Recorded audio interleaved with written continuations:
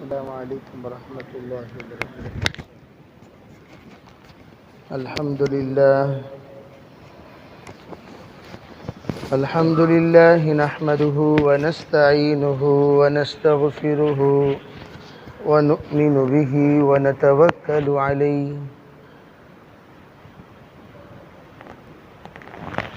ونعوذ باللہ من شرور انفسنا ومن سیئات اعمالنا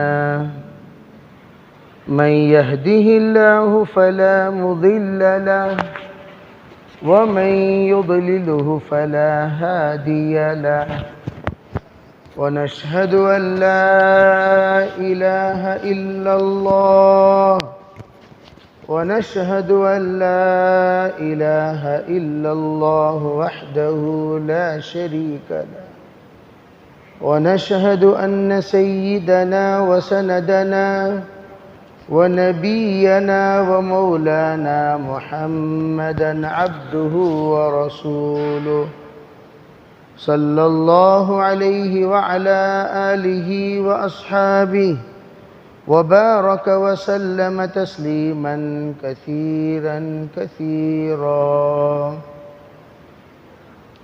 أما بعد فأعوذ بالله من الشيطان الرجيم بسم الله الرحمن الرحيم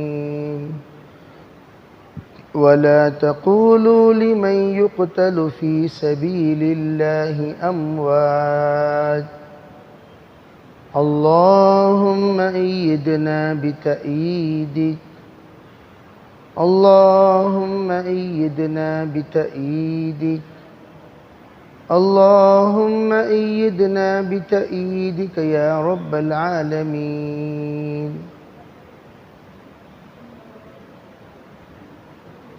محترم معزز بزرگوں، بھائیوں، عزیز نوجوانوں،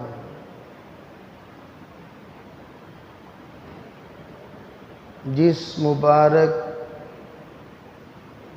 مہینے پر سے ہم گزرے ہیں اس مہینے کو محرم الحرام کہا جاتا ہے، اور جو انگریزی اعتبار سے جس مہینے میں ہم گزر رہے ہیں اس کو اگست کہا جاتا ہے، اور اگست کی 15ویں تاریخ یہ ایسی تاریخ ہے جو ہندوستان کے لیے بہت اہمیت کے قابل ہے۔ 15 تاریخ وہ دن جس دن میں ہندوستان کو آزادی نصیب ہوئی، اور جو ہمارے بزرگوں کی قربانی کا نتیجہ ہے، اور جس کے لیے ہمارے بزرگوں نے تن من دھن لگا دیا، اور جس کے لیے ہمارے بزرگوں نے اپنے آپ کو قربان کر دیا، وہ دن جس دن میں ہمارے بزرگوں کی دعائیں قبول ہونے کا ایک نتیجہ ظاہر ہوا، وہ 15 اگست ہے۔ عام طور پر 15 اگست میں جھنڈا لہرایا جاتا ہے، اور جھنڈے میں 3 رنگ پائے جاتے ہیں، اور 3 رنگ کے 3 معانی ہوتے ہیں۔ جن جن ملکوں کی آزادی خون بہا کر ہوئی ہے، ان تمام ملکوں کے جھنڈوں میں آپ لال سے ملتا جلتا رنگ دیکھو گے۔ چنانچہ ہمارے جو ملک کا رنگ ہے جھنڈے کا، اس میں اوپر کا رنگ قربانی کی طرف دلالت کرتا ہے، اور دوسرا رنگ سفید ہے یہ سفید رنگ امن کی طرف دلالت کرتا ہے۔ تیسرا رنگ ہرا ہے، اور یہ ہرا رنگ آزادی کی طرف دلالت کرتا ہے۔ Enjoy your freedom. تو گویا تین رنگ کے تین معانی ہیں اور تین تاریخ ہے، اور اس جھنڈے کو سلام کرتے ہوئے، اس جھنڈے کے سامنے ترانہ گنگناتے ہوئے، اس جھنڈے کو سلیوٹ مارتے ہوئے لوگ یہ بتانا چاہتے ہیں کہ ہم ان تینوں کی قدر کرتے ہیں، جنہوں نے قربانی دے کر ہمیں آزاد کیا ان کو بھی ہم یاد کرتے ہیں، جنہوں نے ہمیں امن والا پیغام دیا ان کو بھی ہم یاد کرتے ہیں، اور جو ہندوستان کو ہرا بھرا بنایا اور آزادی کے ساتھ جینے کے اسباب مہیا کیا اور اس کو جمہور ملک بنا کر سب رنگ والا ملک بنایا، ان کی بھی ہم قدر کرتے ہیں۔ یہ ہے ان تینوں رنگوں کا معنی، اور آپ کو معلوم ہونی چاہیے کہ یہ رنگ والا جھنڈا یہ 17 مرتبہ ہندوستان کے جھنڈے بدلنے کے بعد بنا ہے، ایک مرتبہ دو مرتبہ نہیں، 17 مرتبہ جھنڈے بدلتے رہے، بدلتے رہے، بدلتے رہے۔ بعد میں ایک مسلمان خاتون نے اس جھنڈے کو جو رنگ دیا اور اس میں جو چرخہ لگا کر محنتی ہونے کی اطلاع دے کر اس جھنڈے کو جو فائنل نقش بنایا، اس پر لوگوں کو بڑا فخر حاصل ہوا۔ گویا ہندوستان میں مسلمان کتنے حصے دار ہیں، یہ جاننے کے لیے ہندوستان کی چند چیزیں آپ اگر جان لیں گے تو مسلمانوں کی کتنا انوالومنٹ رہا ہے سب پتہ چل جائے گا۔ آپ اگر دیکھیں جھنڈے کی طرف، وہ بھی سریا نامی خاتون کے طرف سے ہیں۔ اگر آپ دیکھیں اس ترانے کی طرف جو آزادی میں گنگنایا جاتا ہے، سارے جہاں کا اچھا ہندوستان ہمارا، یہ حضرت علامہ اقبال علیہ الرحمہ کے طرف سے ہے۔ اور وہ لال قلعہ جہاں پر کھڑے ہو کر لوگ جھنڈا لہرا کر پوری دنیا کو پیغام فخر دیتے ہیں، یہ بھی مسلمان بادشاہ کے طرف سے ہیں۔ اور وہ جھنڈا جو سب سے پہلے لہرایا لال قلعے میں، وہ بھی مسلمان جنرل کے طرف سے ہی لہرایا گیا۔ گویا تمام چیزوں کی طرف اگر آپ نظر دوڑائیں گے، مسلمانوں کی ایک نمایاں تاریخ نظر آئے گی۔ اور آپ کو یہ بات معلوم ہے کہ ہندوستان میں لوگ 1897 سے اپنی تاریخ جنگ آزادی بیان کرتے ہیں۔ ذرا ہم ان سے پوچھیں گے، جناب آپ 1897 سے اپنی جنگ کی تاریخ گنواتے ہو، ذرا بتائیے انگریز آیا کب؟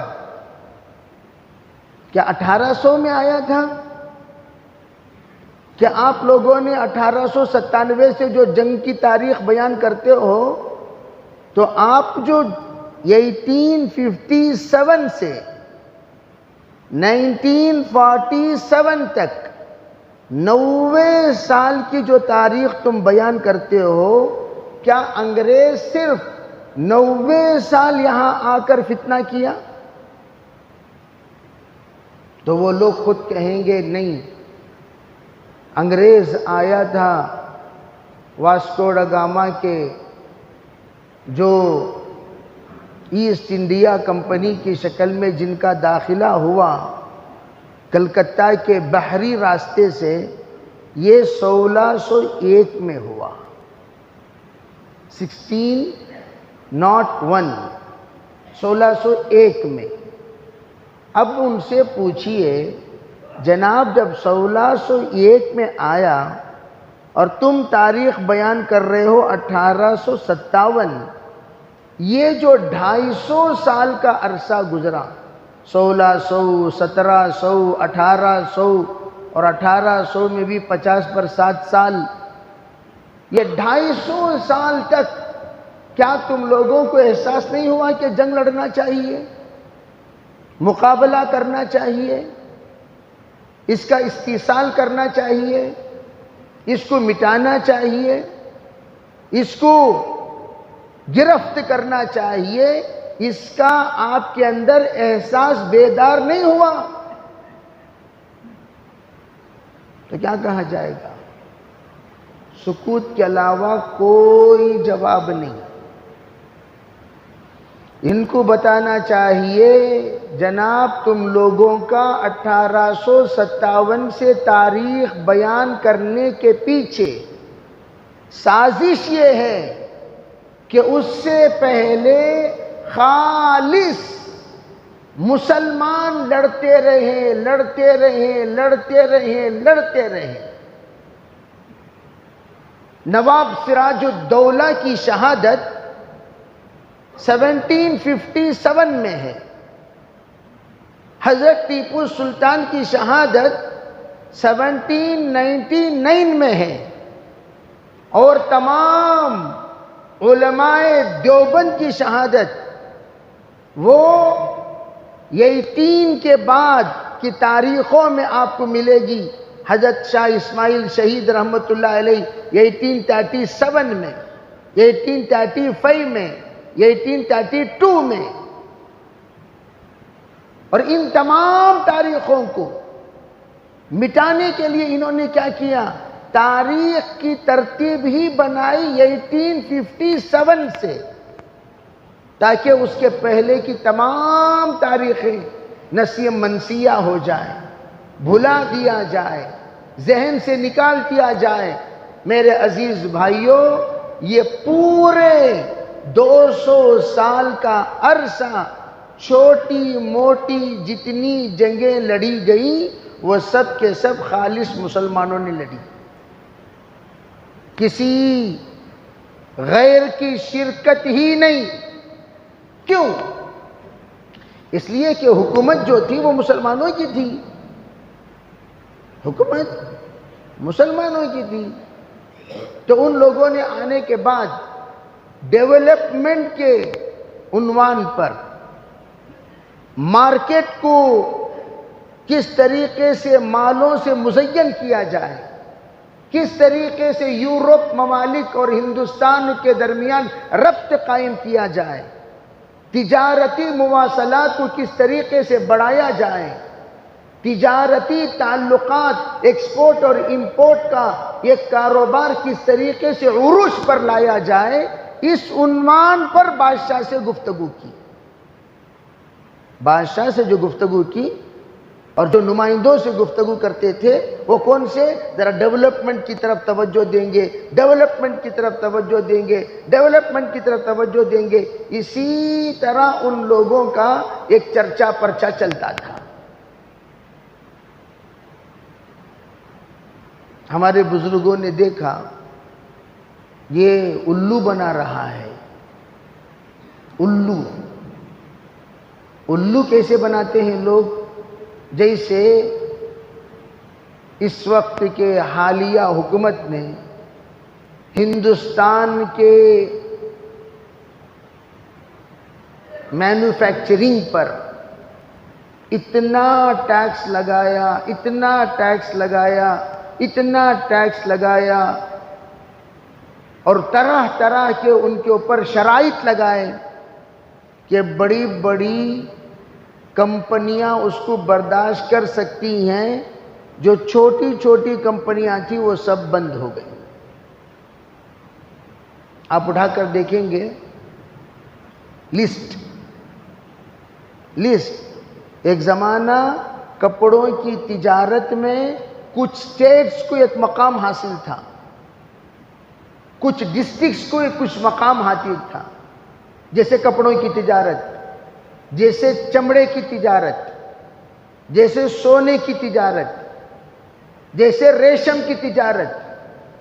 ان تمام تجارتوں میں باقاعدہ ہندوستان کا ایک مقام حاصل تھا، اور ماشاءاللہ ان تجارت میں ایک بڑا مال یہاں سے ایکسپورٹ ہوتا تھا اور وہاں سے پیسے آتے تھے.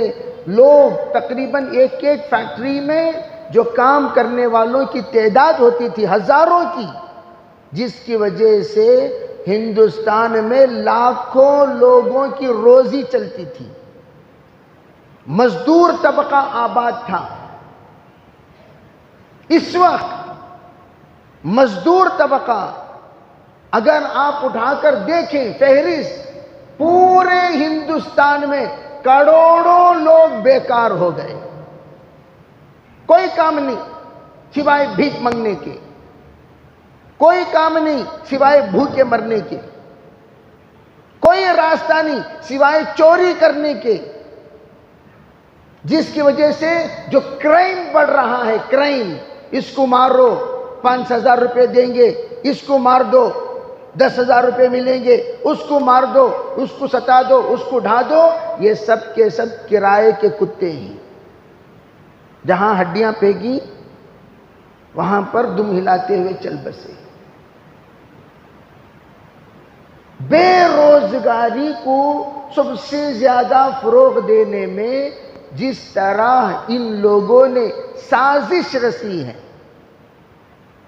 جو سازش رچی ہے، اگر ہم غور کریں گے، ہندوستان کے حکومت والے ہندوستان کے ہمدرد ہے ہی نہیں.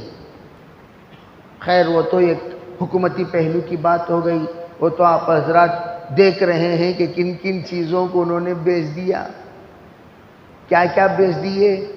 BSNL جگہ پر ہماری کارڈ ہے تو ہم گئے تھے کارڈ لینے کے لیے، تو باہر سڑک پہ ایک آدمی بیٹھا ہوا ہے. میں نے پوچھا بھئی یہ جو آفس بند کیوں ہے، کیا ہوا؟ کہنے لگے نہیں اب آفس جو بھی ہے وہ میں ہوں. وہ فٹ پاتھ پہ بیٹھا ہوا ہے چیئر لگا لے کر. میں نے پوچھا کیا ہوا؟ تو اس نے کہا 2.25 لاکھ امپلائیز کو نکال دیا گیا، جنوری سے تنخواہ دینا بند کر دیا گیا BSNL میں. اب اس چیز کو اتنا کمزور بنا کر لوگوں کا پورا رجحان دوسری طرف کر دینا تاکہ یہ خود اپنی موت مر جائیں، یہی ان لوگوں کی سازش. جیسے گھر کو آگ لگی گھر کے چراغ سے، اس گھر کو آگ لگی گھر کے چراغ سے، بالکل اسی طرح ان لوگوں نے یہ سوچا کہ ہندوستان کے پروڈکٹس جتنے بھی بن رہے ہیں ان تمام کو بیکار کرنے، ان تمام کے اوپر بے حیثیت والی نظریہ پیدا کرنے کے لیے ان لوگوں نے یورپ ممالک کے چیزوں کو لا کر ہندوستان میں اتارا. ہندوستان کے چھوٹے موٹے لوگ جو اپنے اپنے گھروں میں کپڑا بن لیا کرتے تھے، اپنے گھروں میں کام کر لیا کرتے تھے، بعض ہوم میڈس ہوتے ہیں اس کو لا کر بازار میں فروخت کرتے تھے.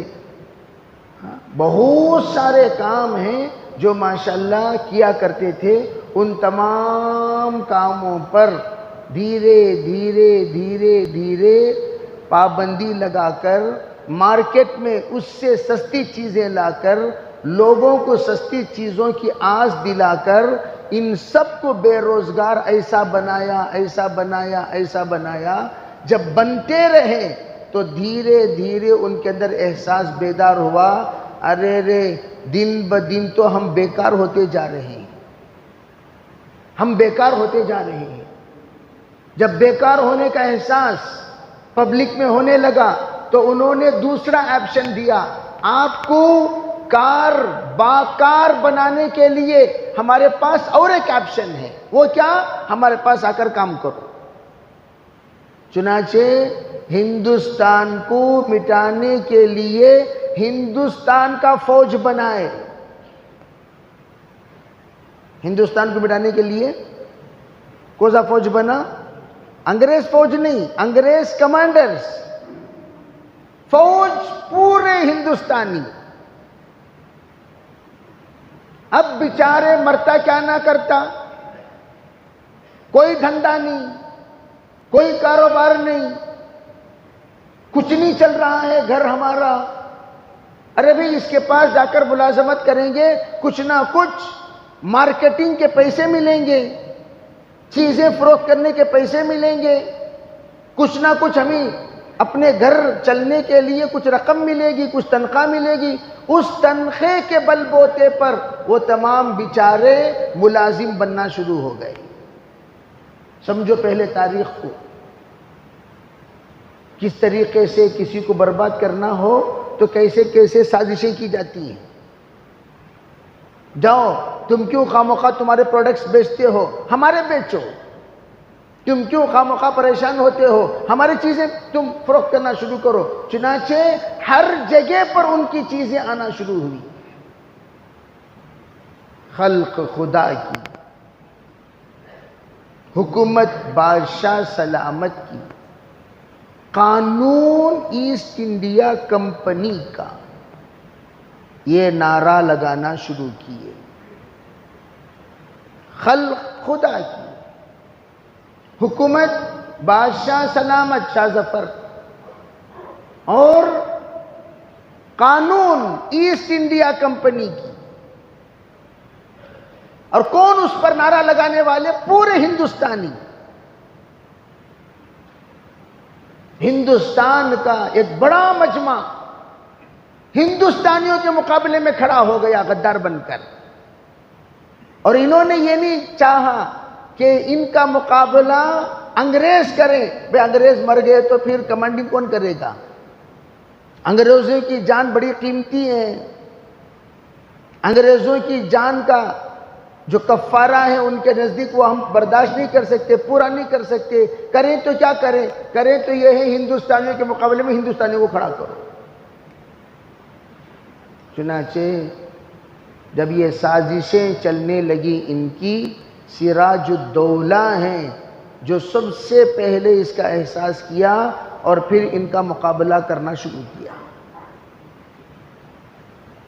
تو وہ بھی شہید ہوئے، سراج الدولہ۔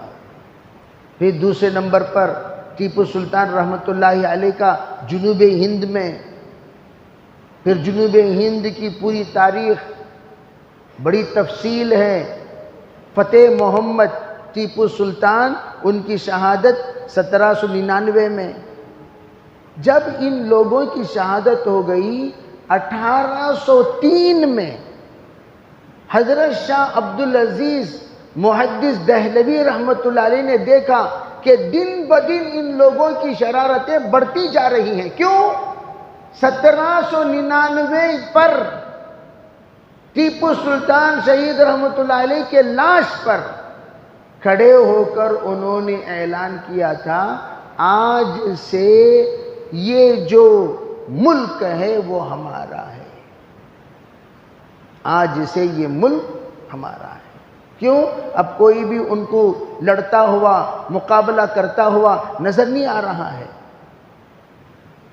تو حضرت ٹیپو سلطان رحمۃ اللہ علیہ کی وفات پر لوگوں کے اندر ایک اعتبار سے پست ہمتی آ گئی، ہمت ہار گئے، خوف طاری ہو گیا، ڈرنے لگے، اور لوگوں کے اندر عجیب سی ایک ہیبت آ گئی۔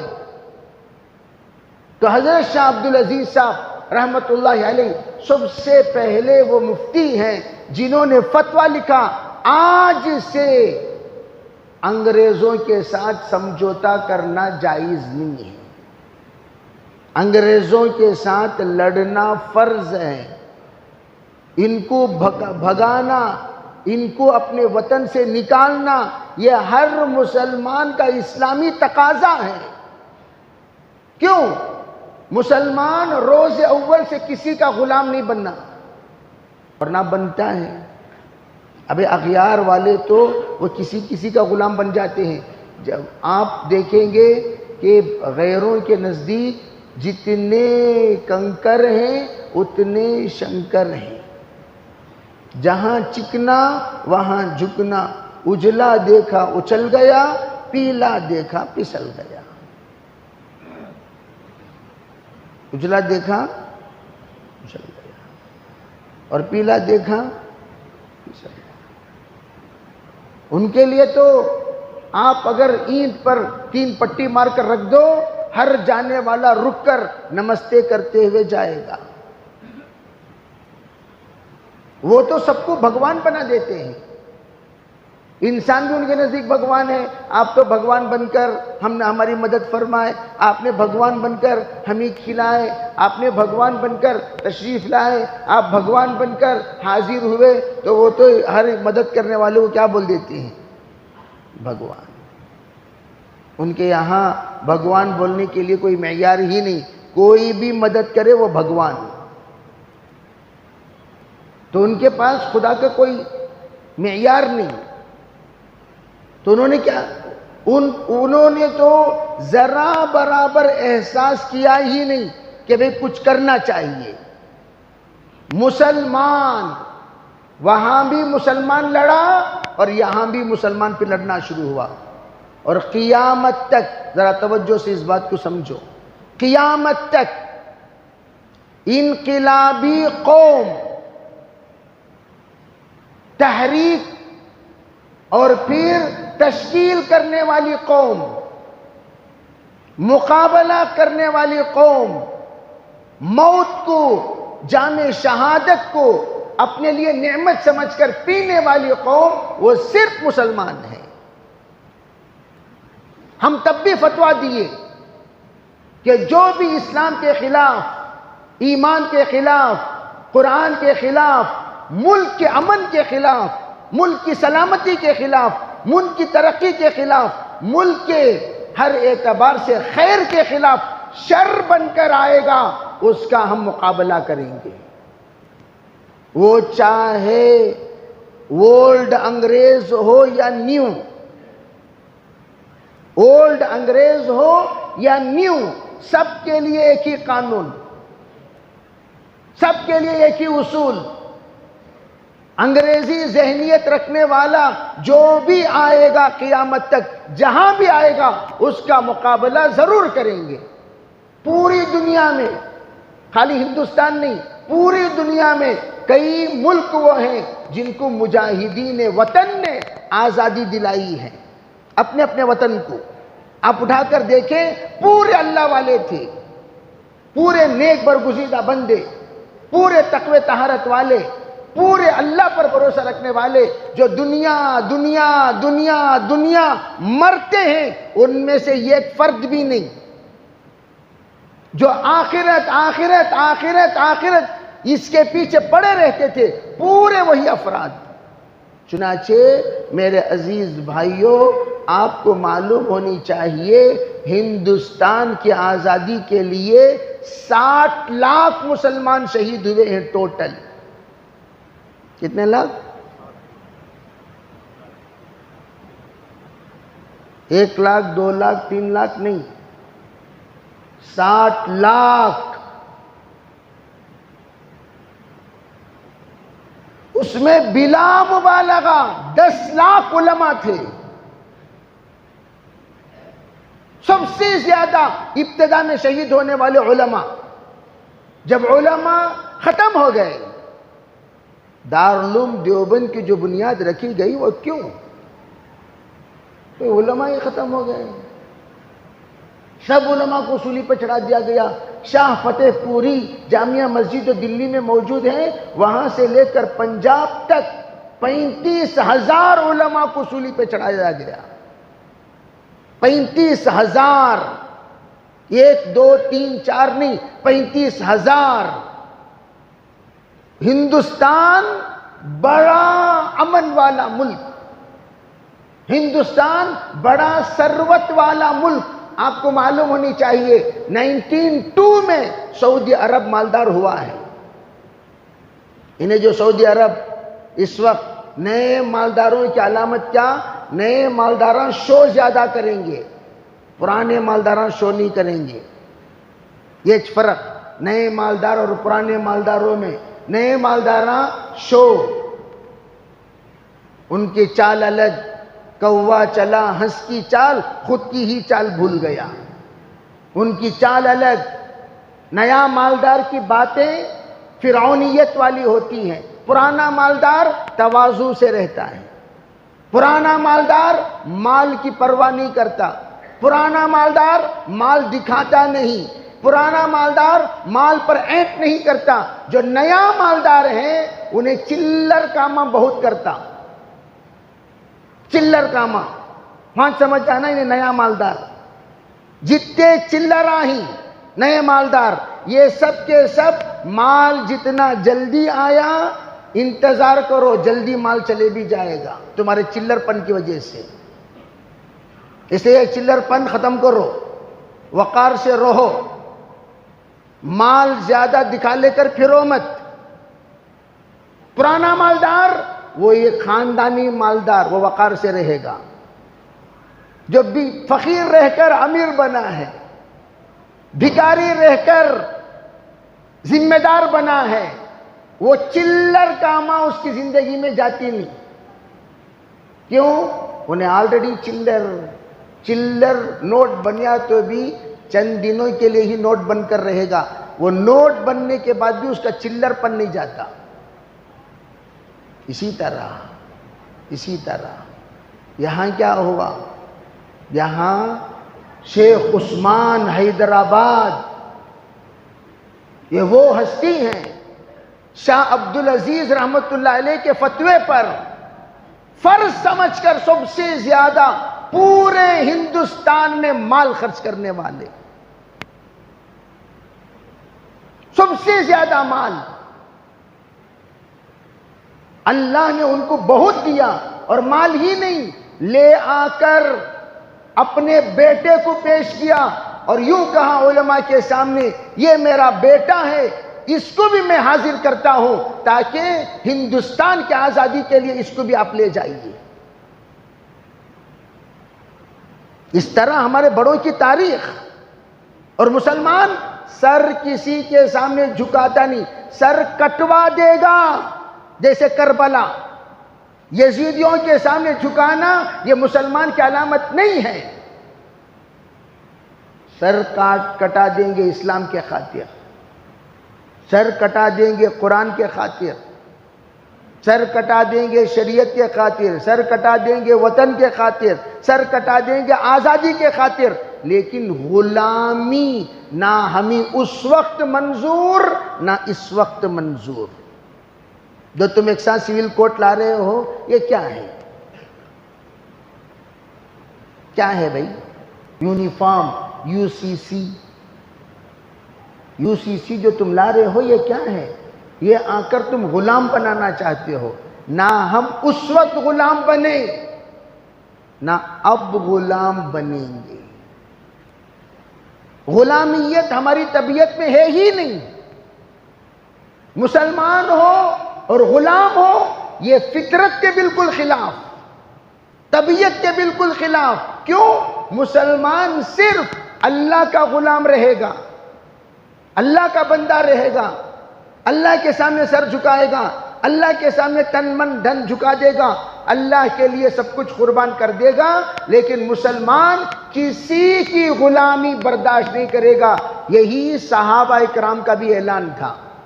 لنخرج العباد، صحابہ کہتے تھے اے جنگل کے چرندوں پرندوں درندوں سنو، یا معشر الحشرات. افریقہ کے جنگل میں صحابہ کرام نے اعلان کیا، صحابہ نے دعوت دی، صحابہ نے ان سے بات کی، جنگل کے درندوں سے.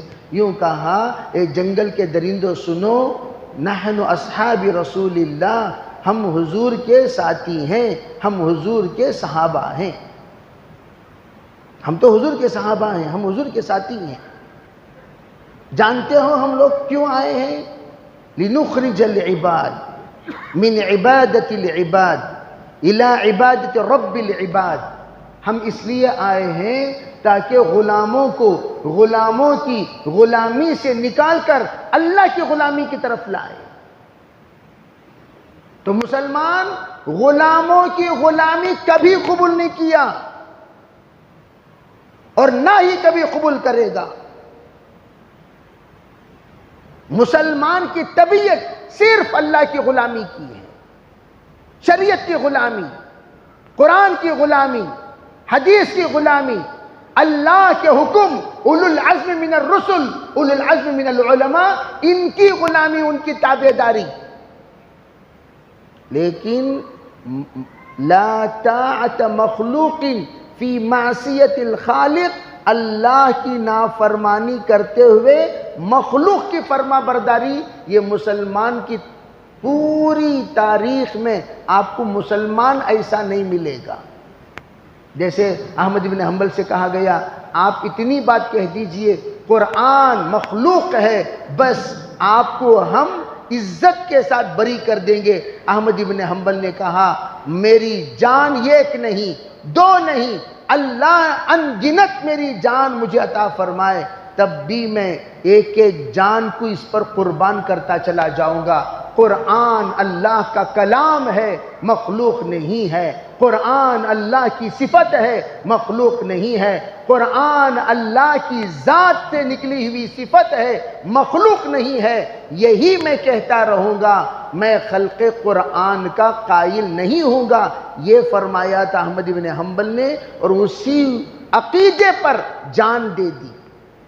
ایک عقیدے پر جان دے دی، خلق قرآن پر احمد بن حنبل نے جان دے دی. اور یہاں پوری شریعت کو غلام بنانے کی بات، پورے انسانیت کو غلام بنانے کی بات، پورے مسلمانوں کو غلام بنانے کی بات.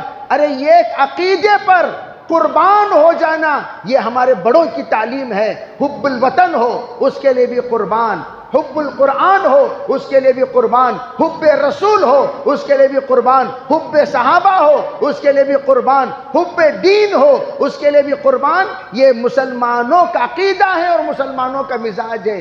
مسلمان بکتے نہیں، مسلمان اپنے آپ کو حوالے کر دیتے ہیں اللہ کے. اور بکاؤ کبھی مسلمان نہیں ہوتا. ایڈجسٹمنٹ ہے نا، ایڈجسٹمنٹ کر لیے تو کیا ہوا. وہ سب منافقوں کی نسل سے تعلق رکھنے والے لوگ، وہ مسلمان نہیں ہیں. اسی لیے کہا حتیثہ علیہ السلام جب تشریف لائیں گے پوری دنیا میں خالص مسلمان صرف 70,000 ہوں گے. اٹھا کر دیکھو حدیث میں. بکاؤ کروڑوں، بکاؤ کتنے؟ کروڑوں. خالص دجال کا مقابلہ کرنے کی حیثیت رکھنے والے، طاقت رکھنے والے، ہمت رکھنے والے، اور حضرت عیسیٰ علیہ السلام کی معیت میں رہنے والے، ان کی تعداد صرف 70,000. تول کے تو مسلمان بہت ملیں گے، مول کے بہت کم ملیں گے. یہ تو کلو کے 10 مسلمان ہیں، کلو کے 20 مسلمان ہیں، بکاؤ ہیں. ایسے مسلمانوں کو اسلام سے کچھ لینا دینا ہی نہیں.